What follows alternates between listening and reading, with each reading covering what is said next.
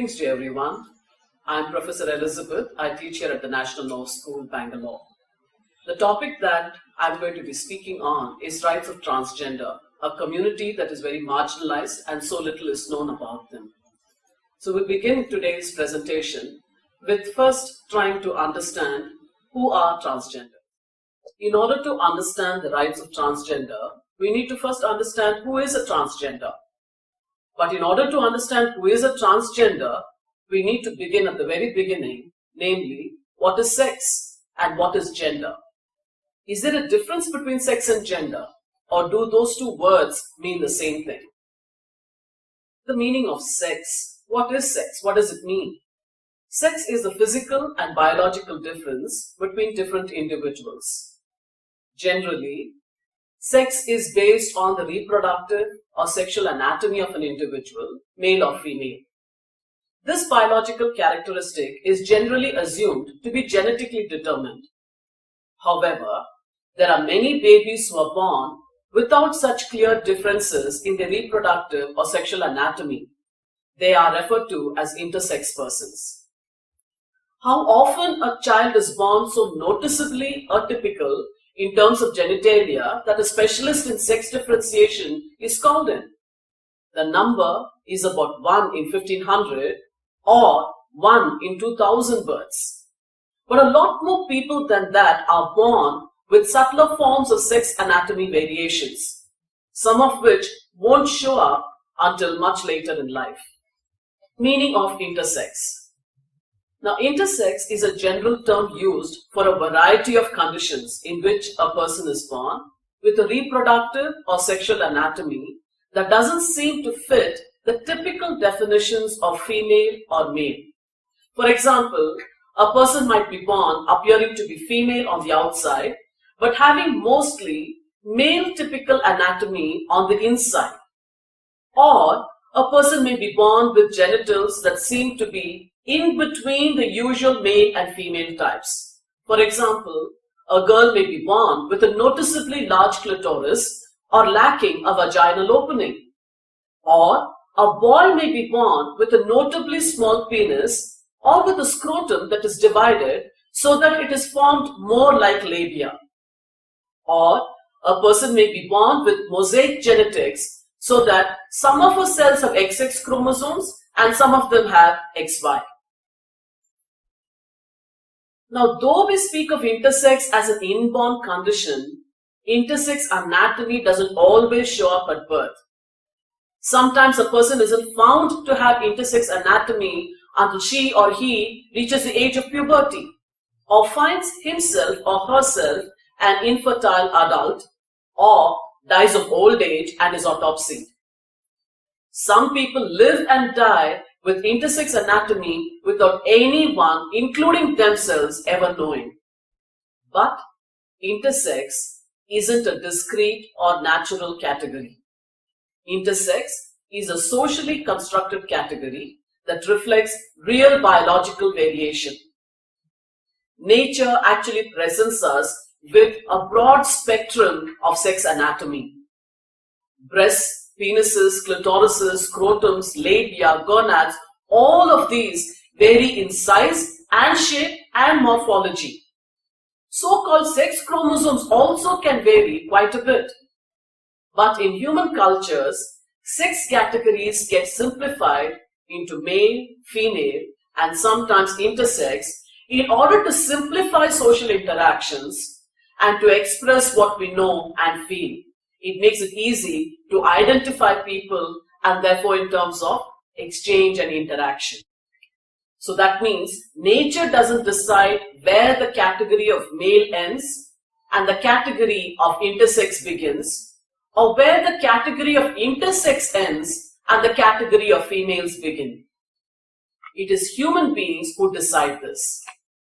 And when I say human beings, typically today it is doctors who decide how small a penis has to be or how unusual a combination of parts has to be before it counts as intersex. Human beings are deciding whether a person with XXY chromosomes or XY chromosomes and androgen insensitivity will count as intersex. Now let's come to gender. What is the meaning of gender? Just like sex, gender is also a social construction, and gender also has a broad spectrum. It is based on how we behave, what kind of clothes we wear, what kind of roles we perform, how we walk, talk, etc. For a long time in male-dominated heterosexual societies, one's gender has been imposed based upon one's reproductive or sexual anatomy. Therefore, someone with male reproductive or sexual anatomy is expected to wear pants, have short hair, be tough, have a deep voice, etc. While someone with female reproductive or sexual anatomy is expected to wear skirts, have long hair, be passive, have a high-pitched voice, etc. Thus, we can see that gender is about expectations that people have of others based on their external characteristics like clothes, movement of one's limbs, behavior, how one walks and talks, etc.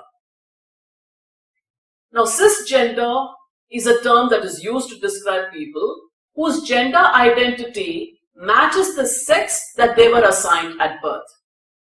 Cisgender or cis may also be defined as those who have a gender identity or perform a gender role society considers appropriate for their sex. But most people's gender identity does not match their sex completely. They may wear clothes of their gender, but their behavior may be different. Or they might prefer careers that do not correspond to the gender stereotypes that society identifies.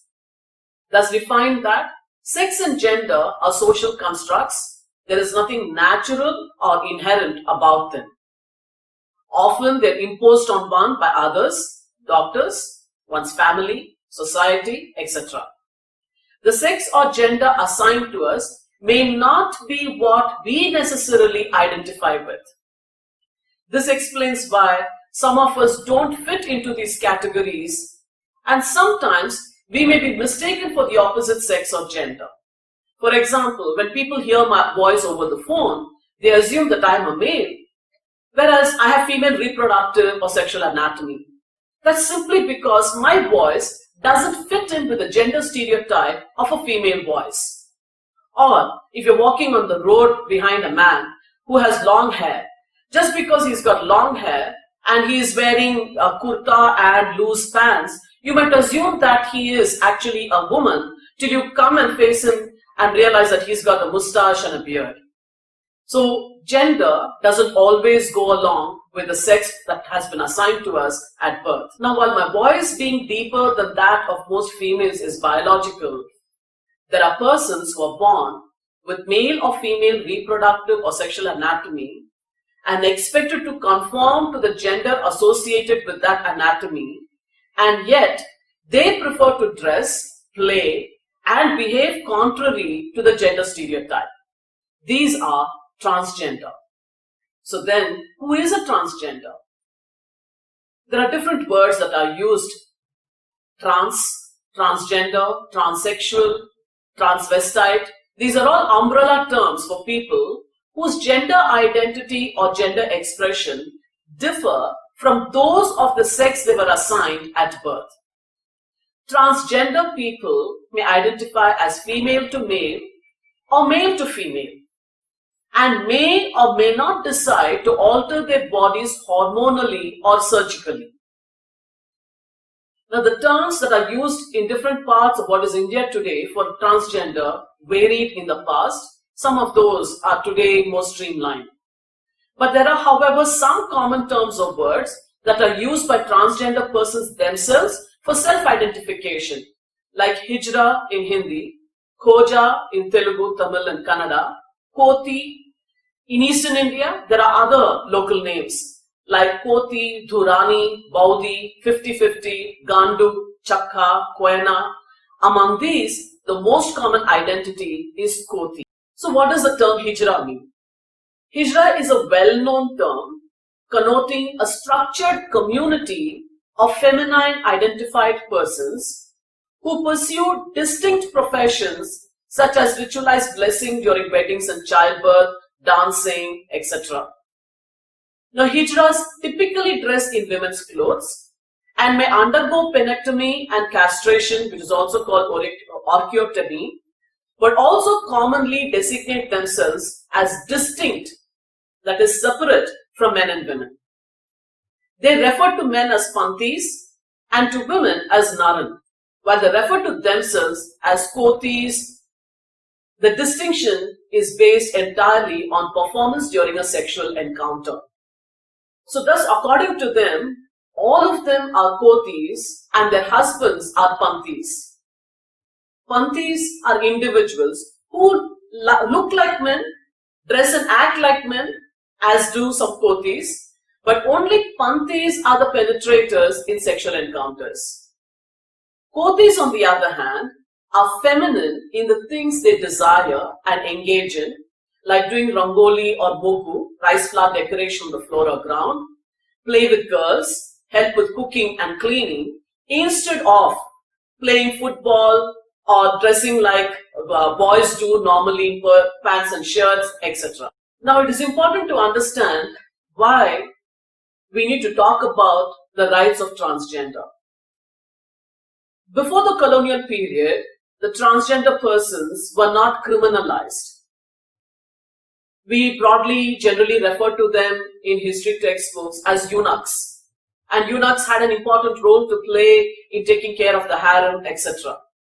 But during the British rule of the Indian subcontinent, the British government enacted the Criminal Tribes Act in 1881. The entire transgender community was deemed innately criminal, that is, inherently, naturally criminal, and addicted to the systematic commission of offences described as non-bailable. And many of the stereotypes that this act created about transgender persons are there even today about the transgender community in India, and they all developed because of this act, the Criminal Tribes Act of 1881. One would think that after independence this would change, but in reality nothing much has changed so far as the transgender community is concerned. The Criminal Tribes Act was retitled and changed supposedly to, it was called the De-Notified Tribes Act. But in fact, the very fact that the tribes which were identified as criminal tribes under the 1881 Act continued to be identified as de-notified tribes means that they continue to be seen with very skeptical eyes. It is only with the Nalsa judgment that some change was ushered in. The judges in this decision declared that members of the transgender community, like other Indians, have basic fundamental rights under the Constitution of India. Transgender has today emerged as a prominent category in the Indian LGBTIQ movement and development sector very recently, roughly you could say around the late 2000s. While the term transgender itself has been used at least since the 1990s. However, the government continues to use the colonial category of eunuch to describe hijras. Because there was no clear understanding of what does a transgender mean or who is a transgender, the United Nations Development Program in 2008, it is a multilateral organization that assists the Indian state with its AIDS program, organized consultations to assess gaps in HIV/AIDS infrastructure, and during that, upper tier activists demanded greater, more specific provisions for transgender people, including and beyond hijras. But they also conceded that it was an ambiguously defined category. This prompted the UNDP to fund regional consultations organized by large metropolitan NGOs in 2009, which aimed to arrive at a common trans-regional definition of transgender in consultation with community representatives, meaning representatives from the transgender community. The UNDP, on the basis of that consultation, arrived at this definition of transgender, which includes both hijra and koti. Transgender is a gender identity. Transgender persons usually live or prefer to live in the gender role opposite to the one in which they are born. In other words, one who is biologically male but loves to feel and see herself as a female could be considered as a male to female transgender person. This is an umbrella term which includes transsexuals, cross-dressers, intersex persons, gender variant persons, and many more. At the same time, it is important to understand that there is also trans-masculine identities too. That is, a person who is biologically female but loves to feel and see himself as a male and therefore could be considered as female to male transgender person. Now, the criminalization of transgender persons did not end with independence or with the proclamation of the Denotified Tribes Act. In fact, particular states have enacted special laws to further criminalize transgender persons. For example, in Telangana, before the division of the state of Andhra Pradesh into Telangana and Andhra, the Andhra Pradesh-Telangana Area Eunuchs Act was enacted, which is an enactment for the registration and control of eunuchs. In other words, the transgender persons. Section 2 of this act provides for the maintenance of a register by the government that will contain the names and place of residence of all eunuchs residing in the city of Hyderabad or at any other place and who are reasonably suspected of kidnapping or emasculating boys or of committing unnatural offences or abetting the commission of the said offences.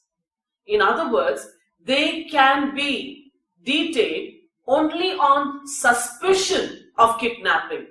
There may not be evidence of kidnapping or of emasculating boys, but just the mere suspicion can lead to their incarceration.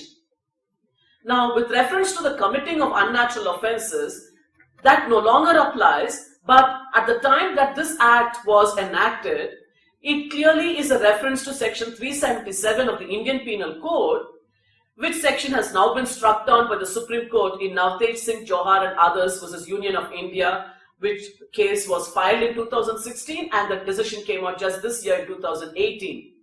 This refers to having sex which is not the way heterosexual persons have sex. And therefore, it is considered as unnatural and therefore criminalized. Now, section 4 of the same act says every registered eunuch found in female dress. So first of all, every eunuch has to register. As citizens of India, males and females don't go around registering, but people identified as eunuchs or transgender persons are expected first of all to register.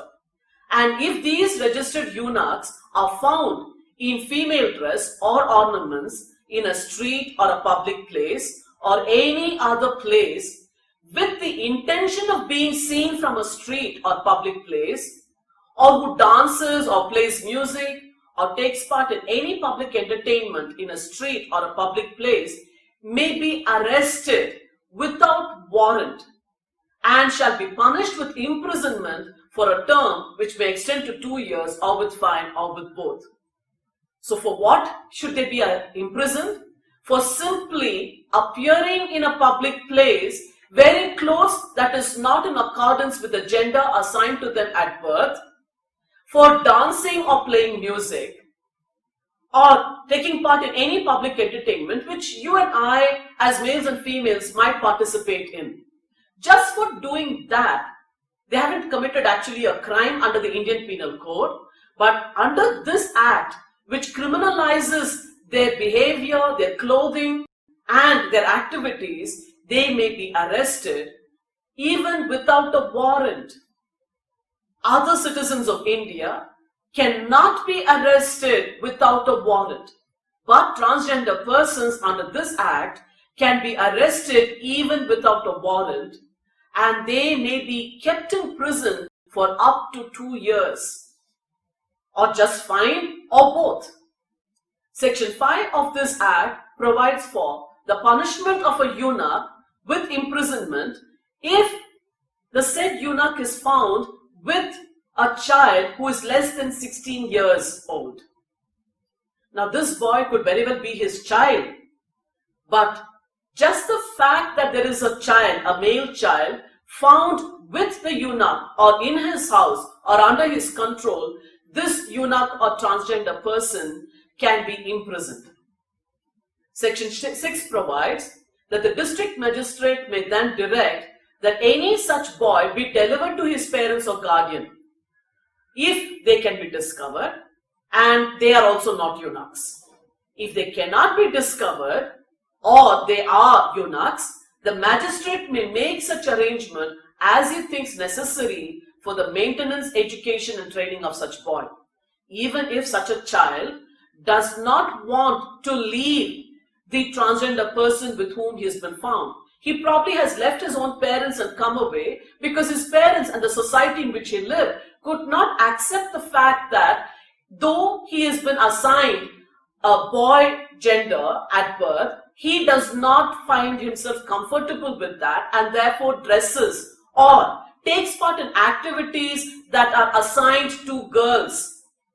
He has run away because he was not tolerated for that, or he was being punished for it, or he was being bullied because of it. Even such a boy, the magistrate can make arrangement that the magistrate thinks is necessary for the maintenance, education and training of such boy, which in itself is a kind of cruelty that is being imposed upon such a boy. Now similarly in Karnataka, what the Karnataka legislature did was to amend the Karnataka Police Act, and they added section 36A. This provision is derived from the Hyderabad Eunuchs Act, which in turn was based on the Criminal Tribes Act of 1881. What does section 36A provide? It says that the police commissioner has power to prohibit any undesirable activity of eunuch just by passing an order and notifying it in the official gazette. And an example of this power being exercised by the police commissioner under this section was just the year before last year, when a police commissioner, on receiving complaints or because his car was stopped by some transgenders at a traffic light, where they began to beg from him for some cash, he went back to his office and immediately issued an order asking the police to round up every single transgender person within the city of Bangalore. Can you imagine the chaos and the pain that this created? Transgender persons were arbitrarily picked up even from their homes, and they were all detained in jail. The police commissioner under this section has powers to prepare and maintain a register of the names and places of residence of all transgender persons residing in the area of his jurisdiction. Which means that all of them are being treated like criminals. We have this provision which is called 420 under the IPC, which is about people who are known to be offenders.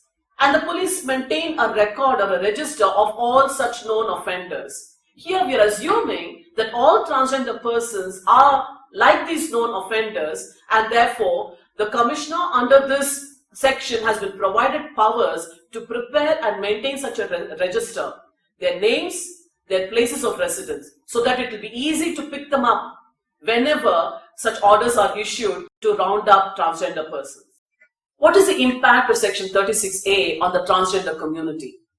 Firstly, it is giving the police persons, police commissioner in particular, to prohibit the activities of transgender persons, which in effect impacts their right to live with dignity. As citizens of India, all of us have the right to life. And the Supreme Court in several decisions has stated that right to life means the right to live with dignity. Now, by section 36A, the police commissioner can issue orders which can result in arresting transgender persons arbitrarily, going into their homes and picking them up even from there, interfering with their ordinary lives, which clearly impacts on their right to live with dignity as transgender persons, as citizens of India. Secondly, this section creates a stigma about the transgender people in the minds of society. right? If the police are maintaining a register, if the police are detaining them arbitrarily like this from time to time, it shows transgender people as people behaving in particular ways. That they steal children, they emasculate them, they dance in public, they extort money from them, they commit unnatural offenses, etc., which reinforces the stereotype that is already prevalent about transgender persons. Thirdly, this section results in threatening the very life and liberty of the members of the transgender community. Following the changes made to the Karnataka Police Act by the legislature, in 2015, the Karnataka Sexual Minorities Forum filed a public interest litigation in the Karnataka High Court. It challenged the introduction of Section 36A in the Karnataka Police Act. They said it was violative of their fundamental rights and contrary to the Constitution. Prominent transgender rights activists like Jiva and Akai Padmashali, who herself is a transgender, and a Karnataka Rajyotsava Award winner and an Ashoka Fellow, they implemented themselves in this PIL, and the PIL argued for repealing Section 36A, but the government was willing only to amend the section. The High Court of Karnataka then, in this case, which is the Karnataka Sexual Minorities versus State of Karnataka, gave the government 6 months to amend the law. In 2016, the Karnataka government amended Section 36A of the Karnataka Police Act, but all that they did was to substitute the word eunuch with person. And the words eunuchs and undesirable activities were removed from this section. But it is necessary that the section itself is entirely repealed, as the association of the transgender community with the activities mentioned in Section 36A still remain. Now, in the recent past, since the creation of this identity of transgender persons, using of the word transgender to describe all persons who come under this umbrella identity, there has been a lot of movement in society, various kinds of civil society organizations, which have begun to challenge these norms that are there in the law, which criminalize their behavior and therefore essentially make them second-class citizens, or citizens who are invisibilized and therefore not entitled to the protection that is there in the constitution for them as citizens of India. So some of these activities, you could say, or the challenges which have come to the court are in this order. First was the NAS Foundation versus Delhi High Court decision in 2001, where the Delhi High Court decision, which came out in 2009, decriminalized Section 377 of the Indian Penal Code. It said it was contrary to the Constitution's provision to protect every citizen's right, and not discriminate against them. But this was overturned by a Supreme Court decision soon after. But this was challenged further again, asking that this decision be seen by a separate bench of the Supreme Court, a special bench. Even before that, there was another case, which is called the case Puttaswamy and another versus Union of India, in which the question of the right to privacy was discussed. And in this case, the Supreme Court ruled that citizens have the right to privacy, and it tackled the stereotypes about the transgender community as violating this right to privacy.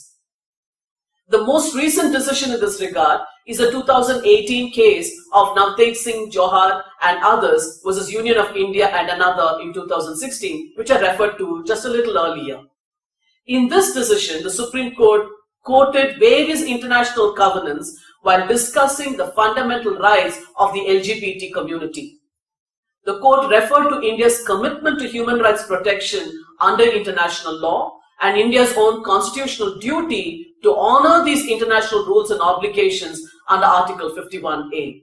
Now, what did the Nalsa judgment do? Why did I say just a little earlier that the Nalsa judgment was the first judgment which began to actually make a difference in the lives of transgender? This judgment, which was a PIL filed by the National Legal Services Authority, asked that transgender persons' identity be recognized officially, formally, so that they do not have to keep on struggling every time that they want their identities to be recognized by various bodies. This judgment covers all persons who want to identify with the third gender, as well as persons who want to transition from one identity to another, that is, from male to female or female to male. The court in this decision directed the center and state governments to grant legal recognition of gender identity, whether it be male, female, or third gender. By recognizing the third gender category, the court recognizes that fundamental rights are available to the third gender in the same manner as they are to males and females. Further, non-recognition of third gender in both criminal and civil statutes, like those relating to marriage, adoption, divorce, etc., is discriminatory to the third gender. Regarding the actual procedure for recognition under this category of gender, the court only said that they prefer to follow the psyche of the person and use a psychological test as opposed to the biological test. They also declared that insisting on sex reassignment surgery as a condition for changing one's gender is illegal, because just as I said at the beginning of this lecture, not all transgender persons go through such surgical transformation. They prefer to just either wear the clothes of the other gender, or sometimes not even to do that. Only their behavior might not conform to the gender assigned to them at birth. Secondly, when the court is saying it wants to follow the psychological test, it also in a way is kind of violation of the transgender person's right to self-identify. Each one of us should be able to say whether we are male, female, or third gender. Somebody else cannot do that for us.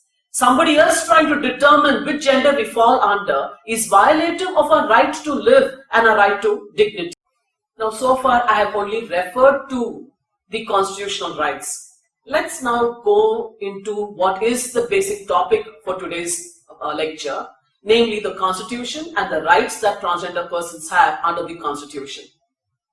Right in the preamble to the Constitution, which contains kind of an introduction or kind of a self-explanatory provision, which says what is this Constitution about? What is the purpose of this Constitution? We very clearly can find there, it says that this Constitution is for the purpose of securing to all its citizens. Just see that very clearly, it says all its citizens. It doesn't say only male and female or some citizens. It says the purpose of this Constitution is to secure to all its citizens. Now when it says all its citizens, what does this mean? Only those identified as male or female?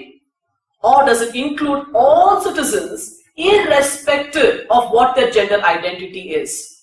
I would say it is the latter. It always was the latter. All human beings who are born in India are citizens of India. However, till the Nalsa judgment, the government of India itself did not treat transgender persons as citizens of India. Even today, in most of the laws, they still are discriminated against. So what is the implication of saying that the constitution makers wanted to secure to all the citizens of India? What did they want to secure? They wanted to secure to all citizens of India justice. What kind of justice? Social, economic, and political justice. So justice in anything relating to social matters, justice in all economic matters, and justice politically too. It also says they want to secure to all the citizens liberty of thought. Liberty meaning freedom of thought. Freedom of thought, expression, how we express ourselves. So we have the freedom to do that. Freedom of belief, what we believe in. Freedom of faith, which religion, or not even believing in any God. And worship. We have the freedom under our constitution to worship whichever God in whatever form that we want. The purpose of this constitution is also to secure to all its citizens equality. equality of status and opportunity. Status meaning that you do not make any distinction between people on the basis of anything. We'll come to that a little later when we study the fundamental rights. But it also says equality of opportunity. All of us should have the same opportunity, equality of status and equality of opportunity, which means that every citizen of India must have equal opportunity to do what? Again, I'll discuss that just a little while. And to promote among them all, that is amongst all the citizens of India, fraternity, that is a brotherhood, sisterhood, assuring the dignity of the individual. So even as we are all Indians, at the same time, each of us is a separate person, a separate individual, and the dignity of us as individuals has to be assured. And of course, the unity and integrity of the nation.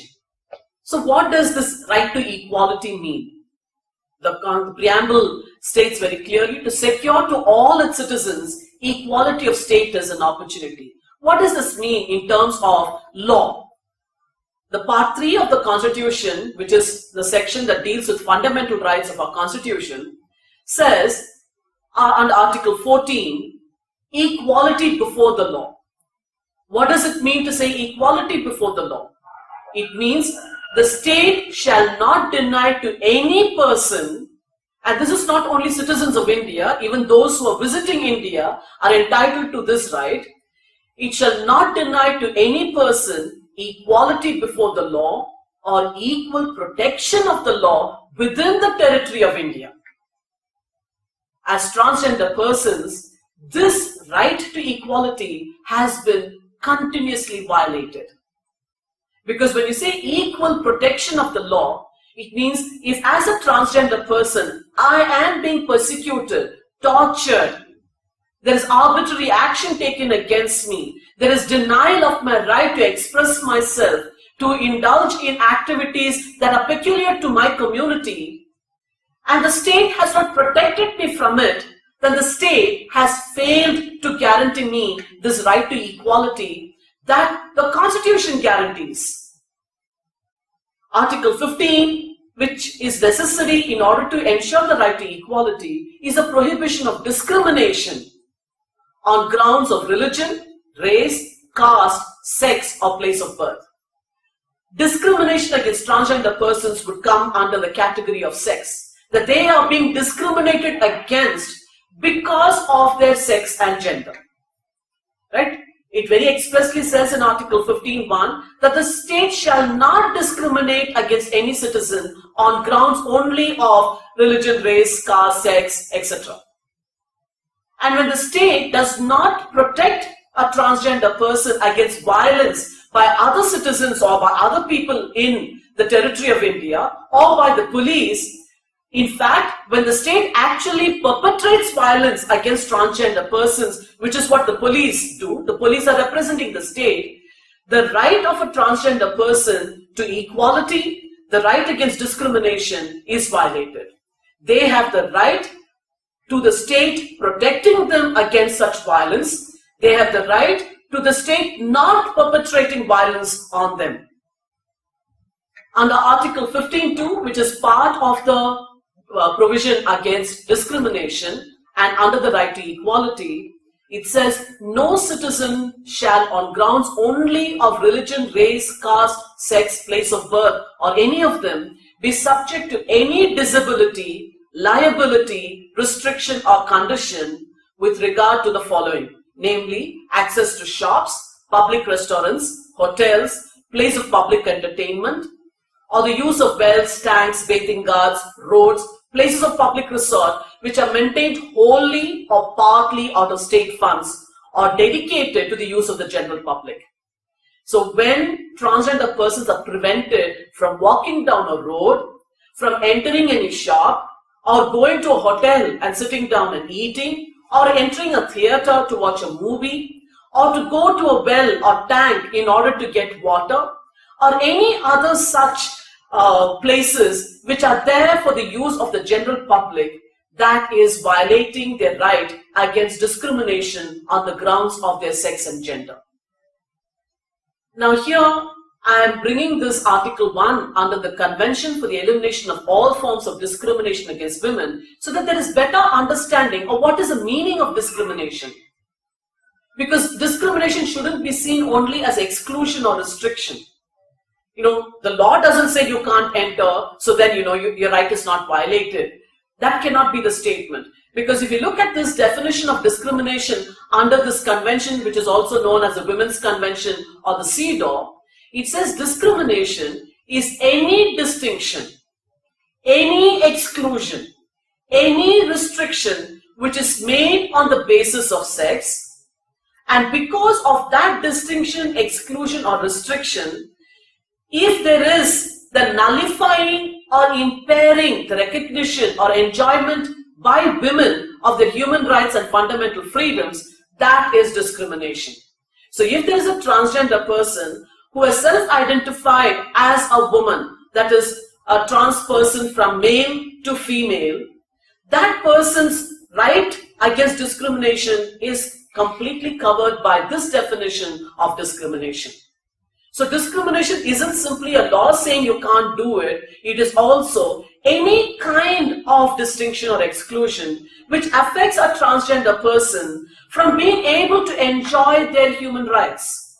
Their right to life, liberty, their right to equality, their right against discrimination, that is discrimination. Getting back to the constitutional provision of the right to equality, what else does it say? Under Article 15.3, it says nothing in this article, that is, the article has stated that there should be no discrimination. But under 15.3, what it is stating is that though Article 15.1 says there should be no discrimination, the state can make special provision for women and children. And this automatically includes all children who self-identify as transgender and all women who identify themselves as women. So which means the state can make special laws in order to safeguard the interests and the rights of all women and all children. And I would say transgender children and women are included within this. Similarly, Article 15.4 says, nothing in this article shall prevent the state from making any special provision for the advancement of any socially and educationally backward classes of citizens or for the scheduled caste and scheduled tribes. And this automatically includes people belonging to the transgender community, because transgender community as a community are discriminated against and are backward as a class of citizens. And therefore the state has a duty to make special provision for their advancement socially and educationally. Right to equality under the Constitution also includes right to equality of opportunity in matters of public employment. Article 16.1 says, there shall be equality of opportunity for all citizens in matters relating to employment or appointment to any office under the state. In this context, I'd like to mention a recent campaign that has been conducted in order to ensure that transgender persons can also be employed by Air India. Air India is now a public enterprise. And Air India has refused to recruit this one particular person called Shakina, who is an engineering graduate and who has aspired to become an air hostess. Air India says it has got no provision under its rules to recruit anyone who is not a male or a female.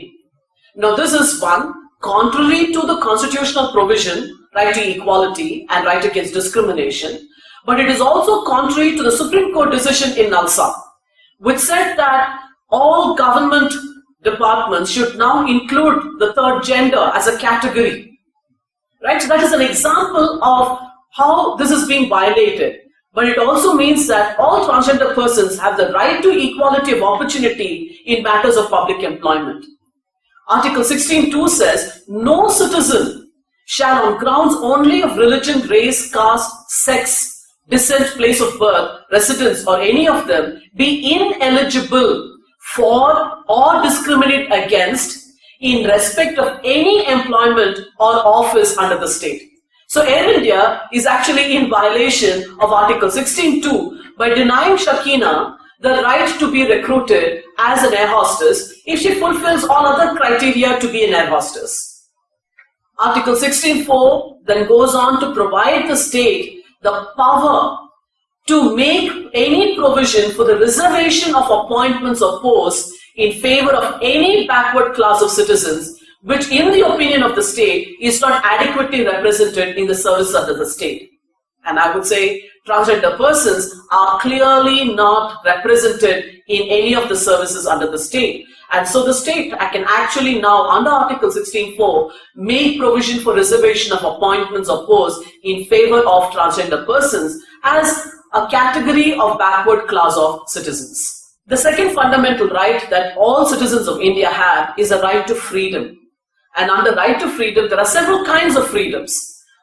Article 19(1) provides some of these. All citizens of India have the right to freedom of speech and expression. They have the right to freedom to assemble peaceably and without arms. They have the right to form associations or unions. So clearly, transgender persons have the right to speak. They have the right to express themselves, and expression can be in different ways, not only in speech, but also in the clothes one wears and the other things that one does. The right to assemble, come together as a community. The right to form associations. Transgender persons can form associations or unions. They also have the right of freedom of movement throughout the territory of India. You cannot go and ghettoize them into particular parts of any city. They have the freedom to reside and settle in any part of the territory of India, which means that registering them, finding out where they live and keeping a register of all of that is violative of this right to freedom to reside and settle in any part of the territory of India. 19(1)(g) gives every citizen of India the freedom to practice any profession or to carry on any occupation, trade or business. So any profession, occupation, trade or business that is legal is clearly accessible to any transgender person. Of course, there are reasonable restrictions. What are these reasonable restrictions? They are in the interest of the sovereignty and integrity of India. How does a transgender person's right to freedom violate the interests and of the sovereignty and integrity of India? How does the right to freedom of a transgender person violate the interests of the security of the state or its friendly relations with foreign states or public order? Decency or morality is a very subjective thing, and you cannot, on the basis of being a heterosexual person or being male and female, decide that anybody who wants to be a transgender person, dress the way they do, express themselves the way they do, is against the decency or morality. You have to define decency and morality in terms that will be inclusive and not exclude citizens of India. Right to freedom also includes, for all citizens of India, the protection in respect of conviction for offences. That is, no person shall be convicted of any offence except for violation of the law which is in force at the time of the commission of the act charged as an offence, and they cannot be subjected to a penalty greater than that which might have been inflicted under the law in force at the time of the commission of the offence. Now, this is the reason why both in Telangana as well in Karnataka, they went and quickly enacted a law which makes the actions, the behavior of transgender persons an offence under the law. But that clearly is violated of a transgender person's right to equality and freedom of expression, freedom of profession, freedom to practice any business, etc. And that would then be in violation of Article 20, which says that you cannot convict a person of an offence which is not a violation of the law.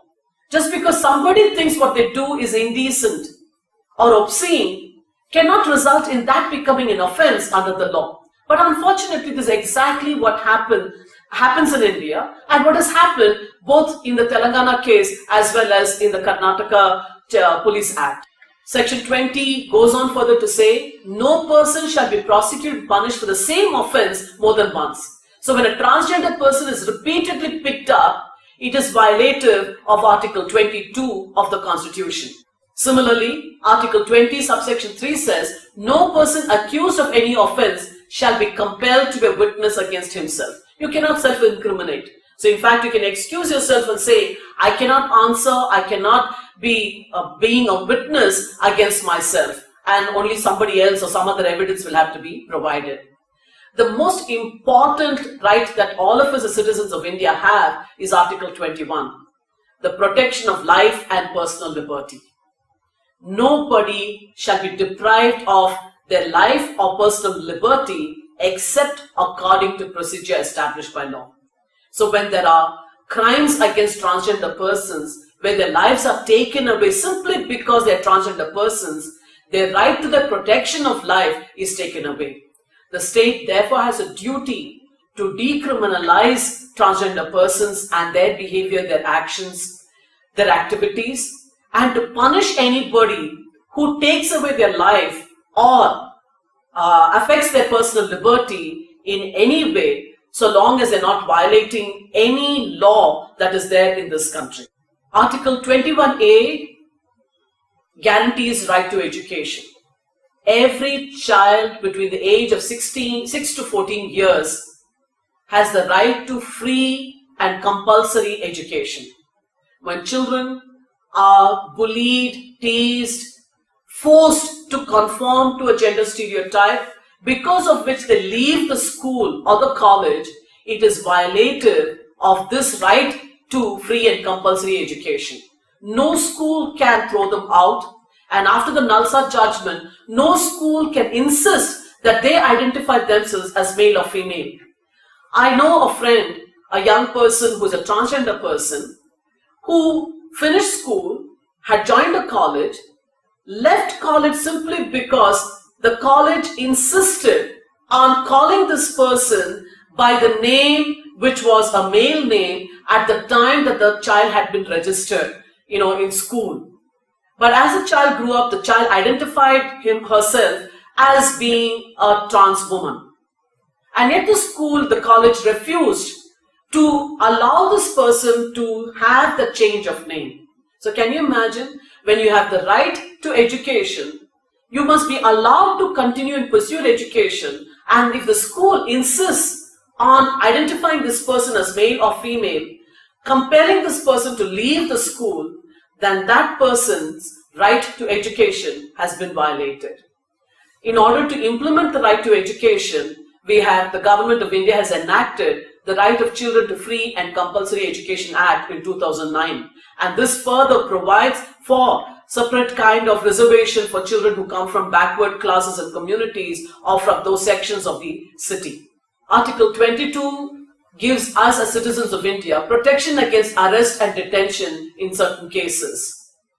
Unless there is a law which allows it, it says no person who is arrested shall be detained in custody without being informed as soon as may be of the grounds for such arrest, nor shall they be denied the right to consult or to be defended by legal practitioner of his or her choice.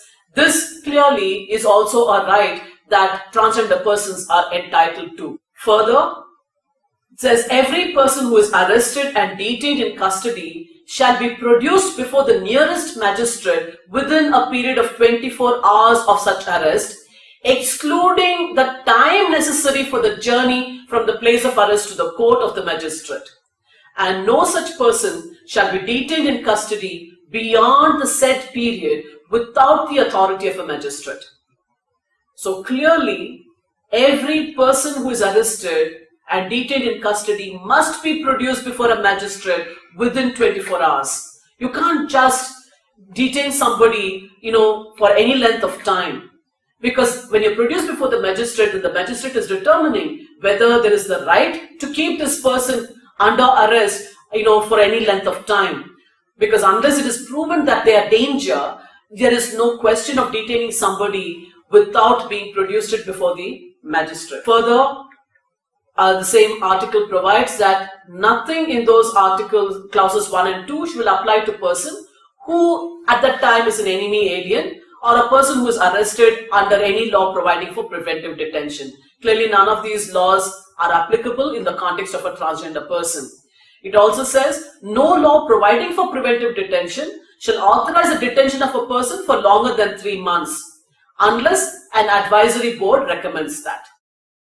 Another right that we have is a right against exploitation. Article 23 says there is prohibition of traffic in human beings and forced labor. Then, in other words, what do we mean by traffic? Traffic means buying and selling of human beings, and forced labor, which can be in the form of beggar or any other form, is prohibited, and any contravention of this provision shall be an offence punishable in accordance with the law. And this means, of course, that the state can impose compulsory service for public purposes, but only the state can do that. No person can force any human being for any kind of labor, and that is an offence under the Constitution. You cannot exploit any human being. You cannot buy and sell, and you cannot subject them to forced labor.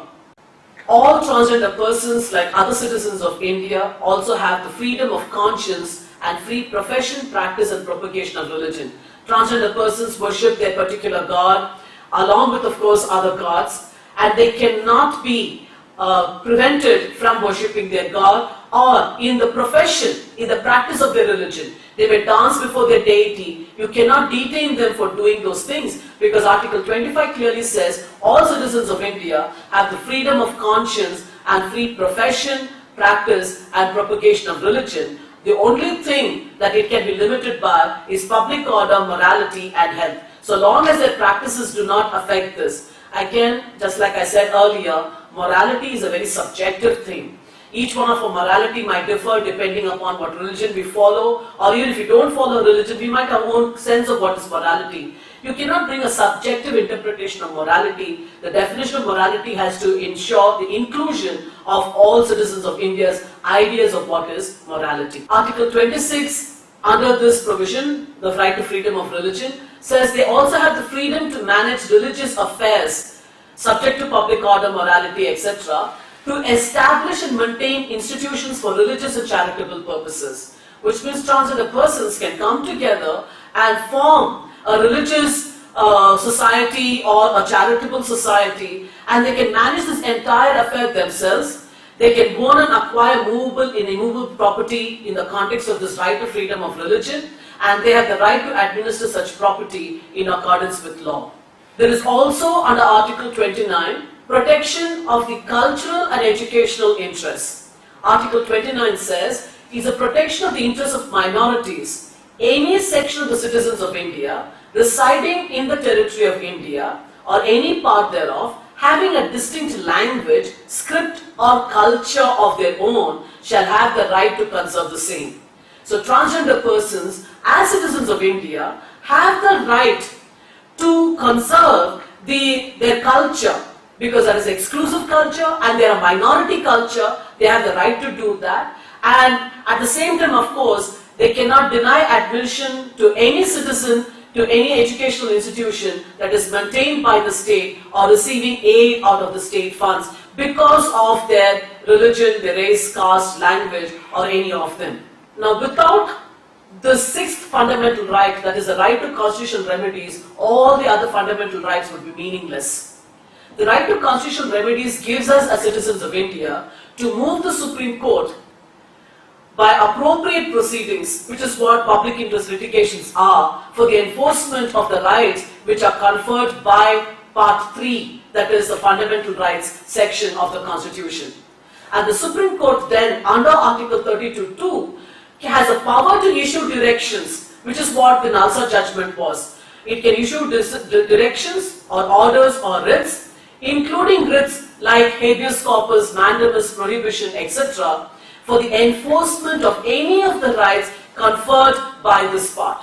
So if the state is not enforcing such a right for transgender persons, then transgender persons, or on behalf of them, can move the Supreme Court so that the court then can issue such directions or orders to the government in order to enforce any of the rights guaranteed under Part 3 of the Constitution. Similarly, Article 226 of the Constitution empowers high courts to do the same thing, which is what the petition in Karnataka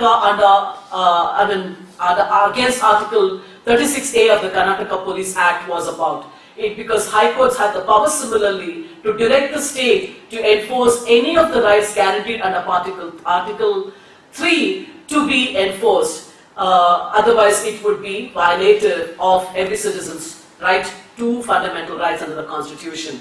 So if we did not have the right to constitutional remedies, our rights may be freely violated by the state in various ways. But because we have the right to constitutional remedy under Article 32 to move the Supreme Court and under Article 226 to move the High Court, we are able to ensure that the state enforces the rights that we have under Part 3 of the Constitution.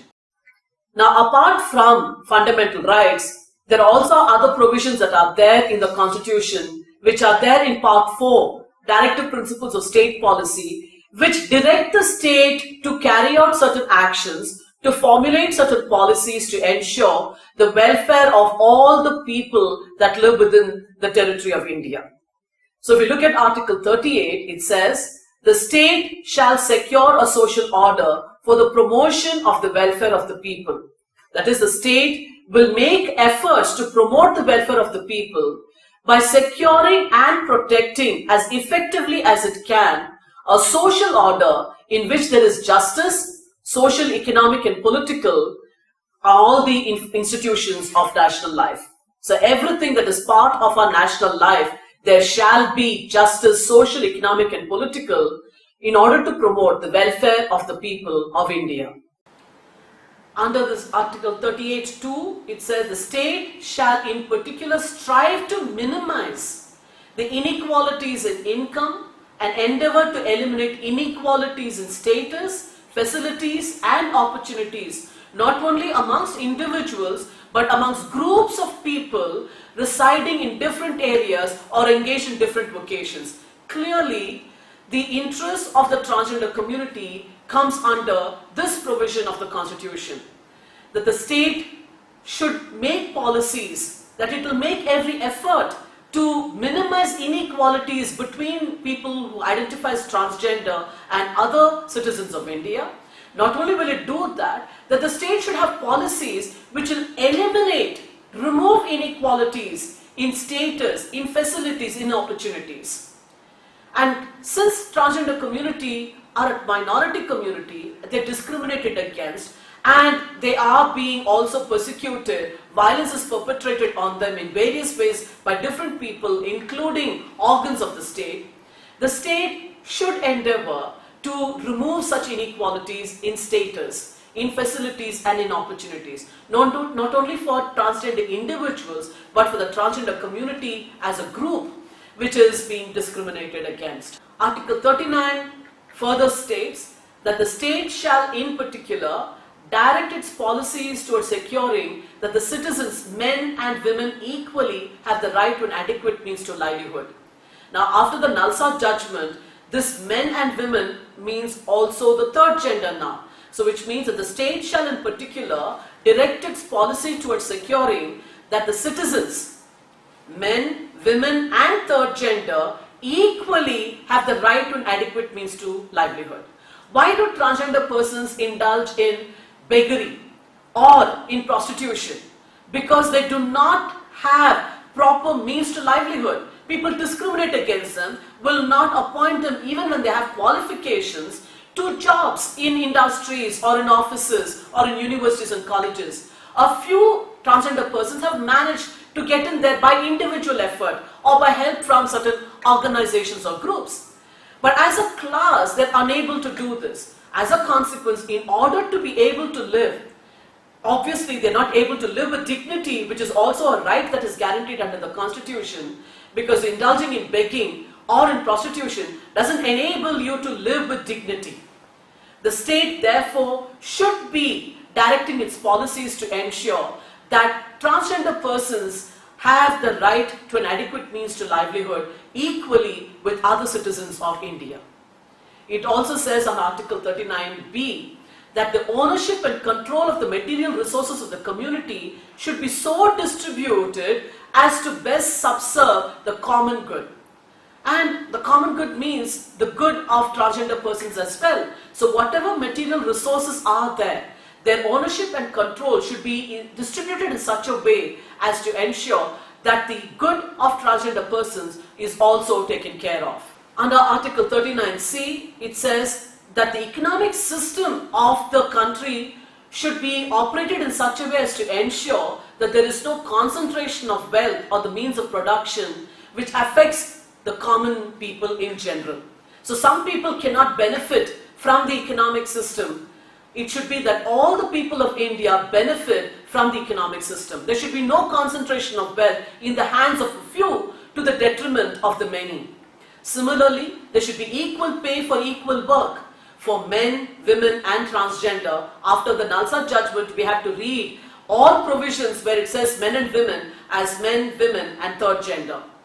Similarly, 39E says the health and strength of workers, men and women, and the tender age of children should not be abused.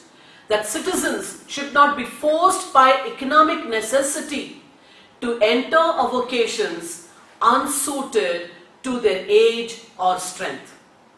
So clearly, transgender persons have the right to the state ensuring that there are policies to safeguard their health and strength. Article 41 says that the state shall, within the limits of its economic capacity and development, make effective provision for securing the right to work, right to education, to public assistance in cases of unemployment, old age, sickness, disablement, and any other cases of undeserved want. Transgender persons being forced to beg or indulge in sex work is not something that they want to do, it is undeserved.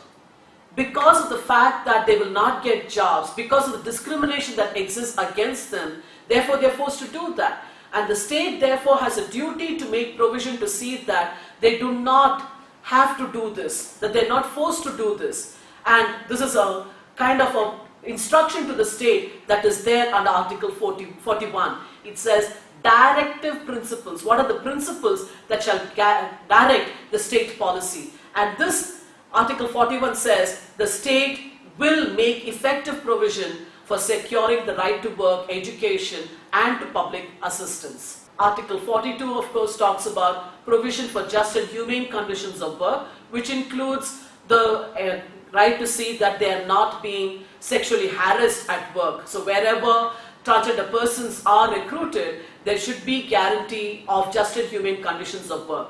Maternity relief is provided not only when a woman gives birth, but even when people adopt children.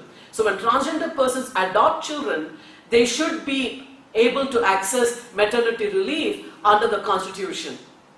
The last article, of course, which is relevant here is Article 51, which promotes international peace and security. That is, the state will do everything possible to ensure that there is respect for international law and treaty obligations.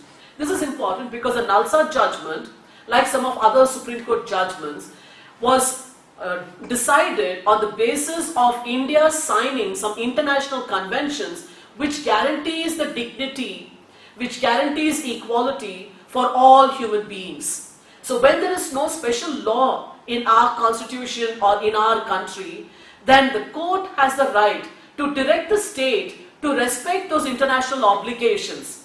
And it is using this provision, Article 51, that we have the Nalsa judgment, which has included the third gender as one of the genders. So you can't say male and female, you have to say male, female and third gender, and guaranteeing all the constitutional rights for people who identify as third gender. And this is because of Article 51. The last thing that I want to deal with is fundamental duties that citizens of India, as citizens of India, what is the duty we have? The Constitution guarantees rights. The Constitution directs the state to have certain policies which safeguard our rights. The Constitution also under Part 4A tells us we have certain duties. What are these duties? Firstly, to abide by the Constitution and respect its ideals and institutions.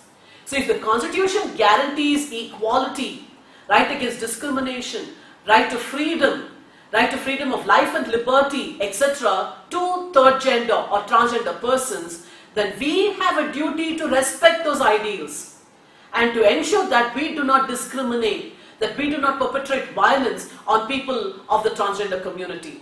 It also says we need to promote harmony and to renounce practices derogatory to the dignity of women. And this includes transgender persons who have identified themselves as women. So any practice which is violative of their dignity, we have a duty to give up, to stop doing it. And with that, we could say that transgender persons, their rights are guaranteed under the Constitution of India.